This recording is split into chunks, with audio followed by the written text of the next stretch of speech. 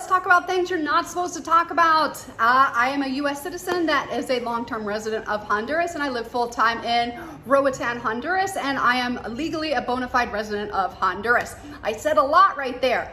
There's a lot of propaganda coming out of the United States right now, and I'm not saying right, wrong, or otherwise, or it doesn't matter what you believe in, who you vote in, but there's a lot of media things occurring. There's a lot of media information coming out, some true, some not true. However, there is an indirect impact living in Roatan, Honduras. And that can be whenever the President of the United States or one of his staff or anyone speaking for the President of the United States goes on the media and saying that we are going to penalize these countries. We're going to send a plane back from Colombia. We're going to do all of these things. And they talk about Mexico and Canada. Those have been the large, Honduras doesn't tend to be one of the countries that is mentioned in the news in the United States. However, when the President of the United States does make talking points about immigration and illegal immigration and a lot of those things, there tends to be a tit for tat. Just like the tariffs, we've seen a lot on the news about Canada putting the 25% tariffs.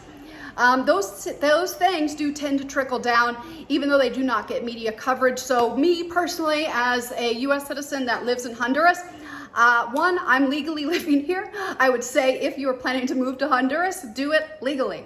I know that should go without saying, but there are ways around it. However, right now, just play by the rules, because you do not want to be caught up in any of the media games. You don't want to be a media prop. You don't want to be, and I don't mean you're going to be targeted by any means. I mean that you just don't want to I don't want to be involved in any media propaganda, whether it's immigration sweeps or anything of that nature, because the U.S. does it to Honduras. So then Honduras is going to do the exact same thing back. And if they do take a plane of migrants or whoever, Honduran citizens out of the United States for whatever reason, bring them to Honduras. Honduras is probably going to do the same to U.S. citizens that are living in Honduras. I personally like to avoid all of that drama and want absolutely nothing to do with it. So I would say follow the rules. I know that's obvious, but just right now, probably not worth it.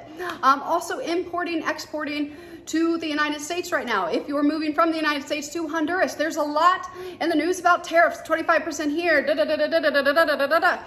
I want nothing to do with the media propaganda. I don't want my items to potentially cost me more money, or I get held up in customs because there is a media dispute, regardless of what is actually happening in the world. It's just what's being reported, and it tends to create some misconceptions or drama where drama doesn't, anyway, I want nothing to do with any of it.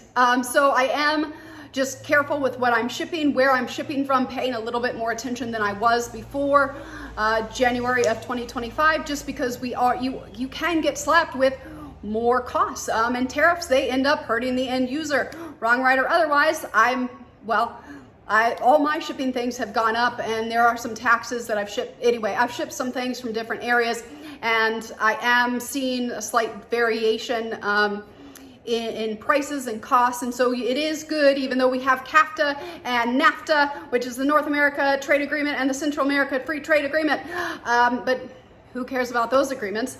When you have executive orders. So there we go. That's, I feel like I've been fairly obvious with my opinions there, and it's best to just stay out of the media drama, even though it might be real, it might be fake. At the end of the day, it doesn't matter. It creates confusion, and I want absolutely nothing to do with it. So I'm going to limit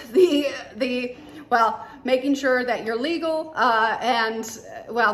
it's just, you want nothing to do with any of the media propaganda, because it's just not worth it to get caught up in those storms that are being made. So thank you guys for tuning in. That's my 2 cents on media, and it does impact Honduras. Those are the 2 most notable things, are immigration and shipping items. I'm sure tomorrow will be another day. Anyway, stay tuned.